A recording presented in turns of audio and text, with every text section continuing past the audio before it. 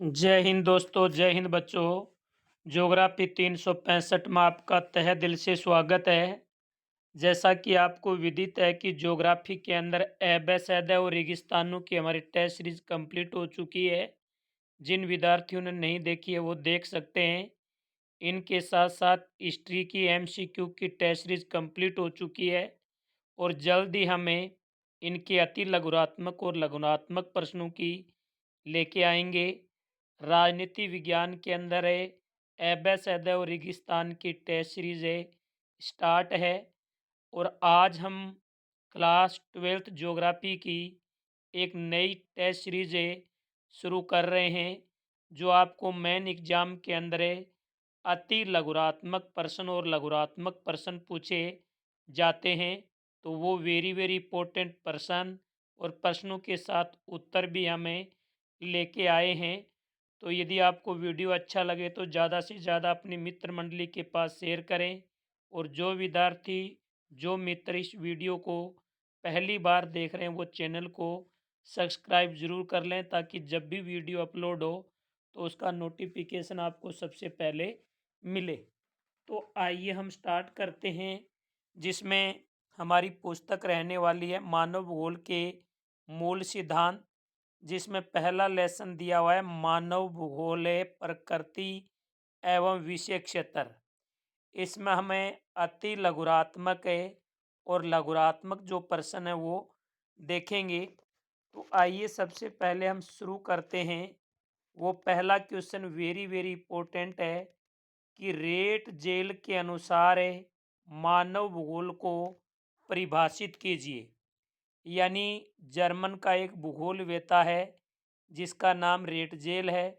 Ratzel ने मानव भूगोल की क्या परिभाषा दी है? तो आपको ऐसे लिखना है उत्तर लगा के। रेटजेल के अनुसार है मानव भूगोल मानव भूगोल मानव समाजों और धरातल के बीच संबंधों का संश्लेषित अध्ययन है। यानी रेटजेल ने मानव भूगोल की क्या परिभाषा दी है?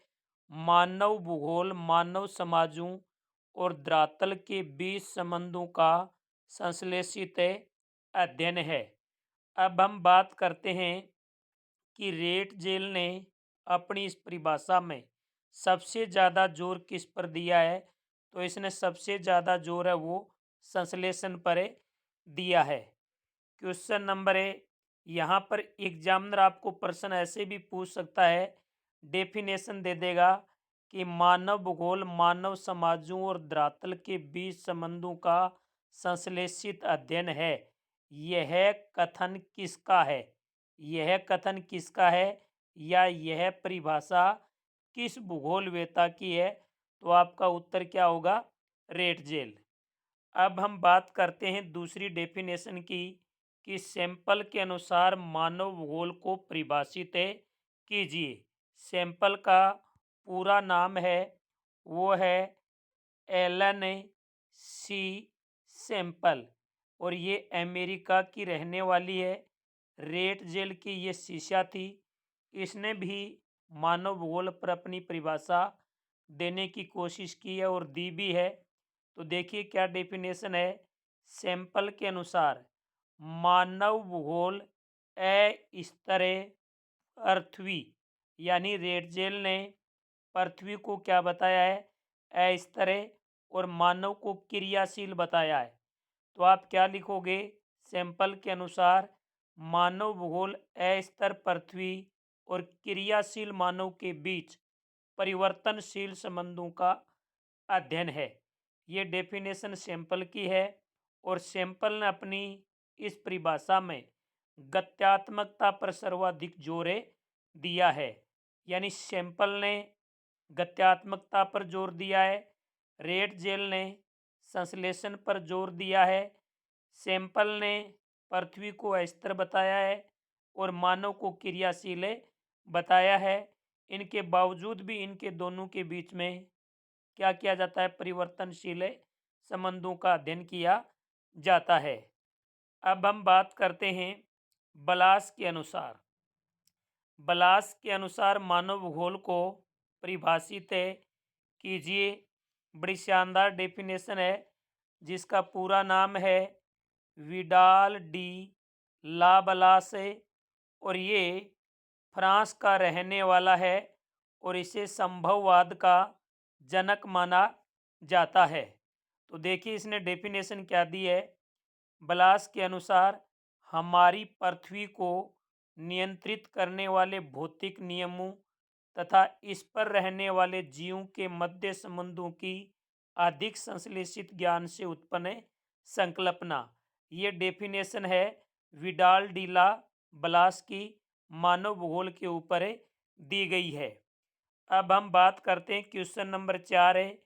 मैं आपको विश्वास दिलाता हूं कि एक भी प्रश्न आपका इस ज्योग्राफी की टेस्ट सीरीज से बाहर नहीं होगा, बस आप तो इनको रट डालिए।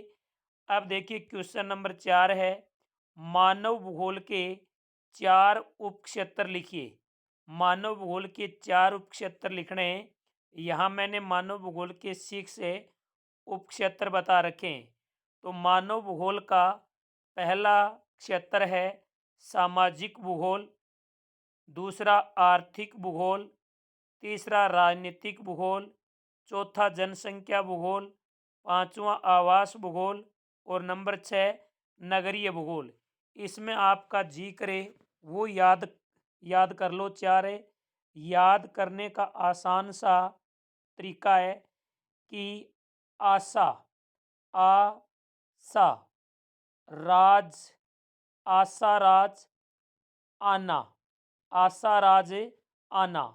आ का आर्थिक हो गया, सा का सामाजिक हो गया, रा का राजनीतिक हो गया, जय का जनसंख्या हो गया, आ का आवास हो गया, न का नगरीय हो गया। यानी आपको एक ट्रिक के माध्यम से इनको याद रखना है। सामाजिक, आर्थिक, राजनीतिक, जनसंख्या, आवास और नगरीय, ये थे मानव भूगोल के 4 क्षेत्र हैं, याद रखना। अब है क्वेश्चन नंबर 5 कि सामाजिक भूगोल के 4 क्षेत्र लिखिए। सामाजिक भूगोल मानव भूगोल का एक क्षेत्र थी और इसके उप क्षेत्र आपको यहाँ पूछे हैं। आपकी बुक में सामाजिक भूगोल के उप क्षेत्र दिए हुए हैं और आर्थिक भूगोल के उप क्षेत्र दिए हुए हैं और राजनीतिक भूगोल के उप क्षेत्र दिए हुए हैं। सामाजिक भूगोल के 4 याद रखने, आर्थिक भूगोल के 4 याद रखने, राजनीतिक भूगोल के 2 हैं, दोनों ही यादें रखने हैं। अब हम बात करते हैं कि सामाजिक भूगोल के 4 प्रमुख क्षेत्र कौन से हैं। तो व्यवहारवादी भूगोल 1, सामाजिक कल्याण भूगोल 2, अवकाश भूगोल 3, सांस्कृतिक भूगोल 4, लिंग भूगोल 5, ऐतिहासिक भूगोल 6, चिकित्सा भूगोल 7। यानी व्यवहारवादी 1, सामाजिक कल्याण भूगोल 2, अवकाश 3, सांस्कृतिक 4, लिंग 5, ऐतिहासिक 6, चिकित्सा 7। अब हम बात करते हैं क्वेश्चन नंबर 8 में आर्थिक भूगोल के 4 उपक्षेत्र, यानी वे क्षेत्र जिनसे मानव को आय मिलती है वही आर्थिक भूगोल है। वो मानव भूगोल का एक क्षेत्र थी और यहाँ पर आर्थिक भूगोल के 4 उपक्षेत्र पूछे तो आर्थिक भूगोल के 4 प्रमुख उपक्षेत्र हैं जिनसे आय मिलती है वही आर्थिक भूगोल के उपक्षेत्र होंगे। जिसमें पहला है संसाधन भूगोल, दूसरा कृषि भूगोल, तीसरा उद्योग भूगोल, चौथा विपणन भूगोल, पांचवा पर्यटन और नंबर 6 अंतर्राष्ट्रीय व्यापार का भूगोल। यानी संसाधन 1, कृषि 2, उद्योग 3, विपणन 4 और पर्यटन 5, अंतर्राष्ट्रीय व्यापार का भूगोल 6। तो आपको ये 6 यादें रखने हैं। इनमें से कोई भी आप 4 यादें कर लेना चाहिए क्योंकि एग्जाम के अंदर ये आपको यानी 3 या 4 ही पूछे जाते हैं।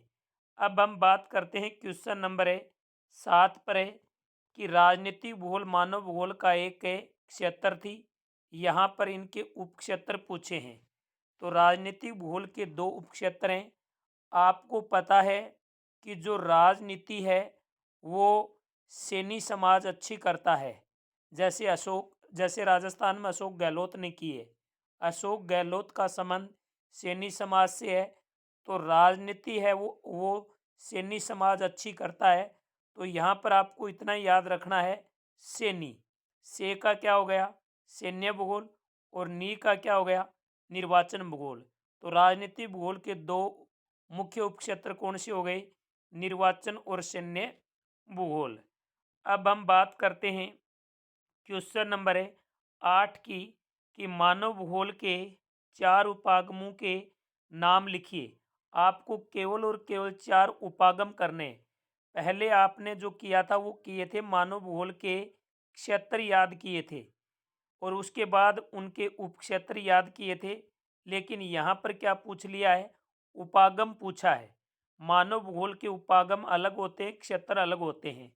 तो देखिए, मानव भूगोल के 4 उपागम प्रमुख हैं।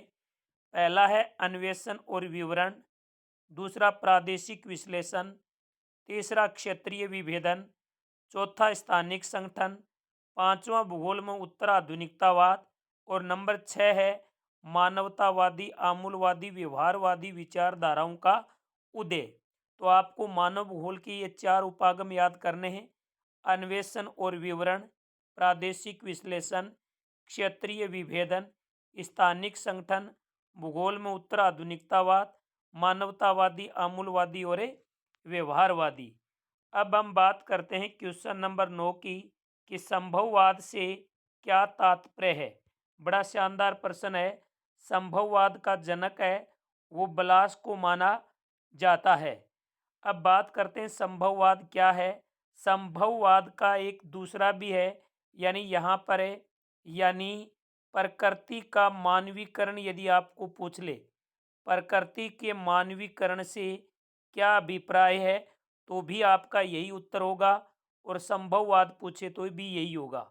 यानी संभववाद पूछे तो भी यही होगा, और प्रकृति का मानवीकरण पूछे तो यही होगा।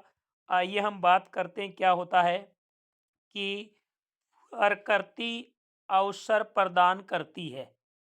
यानी जो नेचर है वो मानव को मौका शौका देता है, यानी प्रकृति अवसर प्रदान करती है, और मानव इनका क्या करता है, उपयोग करता है।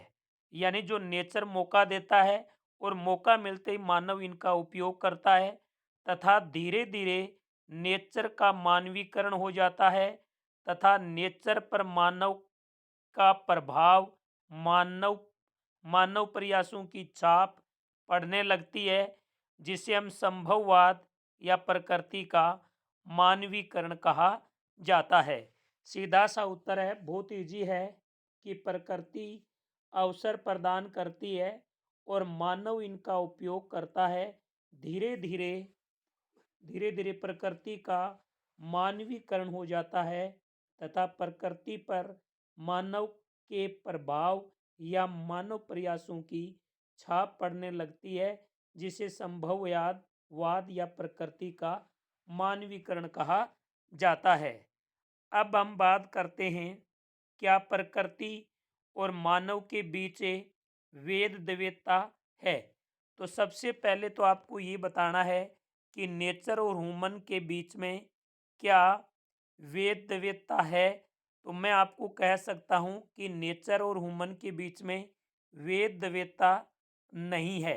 हाँ नहीं करना है आपको, नहीं है, यानी नहीं, प्रकृति और मानव के बीच वेद द्वैतता नहीं मिलती है, क्योंकि क्योंकि नेचर और मानव दोनों ही क्या हैं, अविभाज्य तत्व हैं।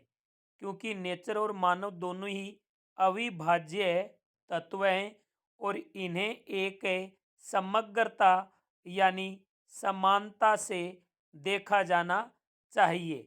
तो ये थे इस लेसन के 10 वेरी वेरी इंपॉर्टेंट प्रश्न हैं। एक वीडियो इसी लेसन का और हम लेके आएंगे। उसके बाद आपको विश्वास दिलाते हैं कि इसमें 2 एबेसैड पूछे जाएंगे इस लेसन में, जो आपको इनके पीछे के वीडियो में मिल जाएंगे। एक रेगिस्तान पूछा जाएगा, वो भी पीछे के वीडियो में मिल जाएंगे। और एक लघुरात्मक प्रश्न 1.5 नंबर का पूछा जाएगा, वो इनमें से आ जाएगा। इस प्रकार से इस पाठ में 3 अंक का प्रश्न पूछे जाएंगे जो आपके सही होंगे। जय हिंद, जय भारत।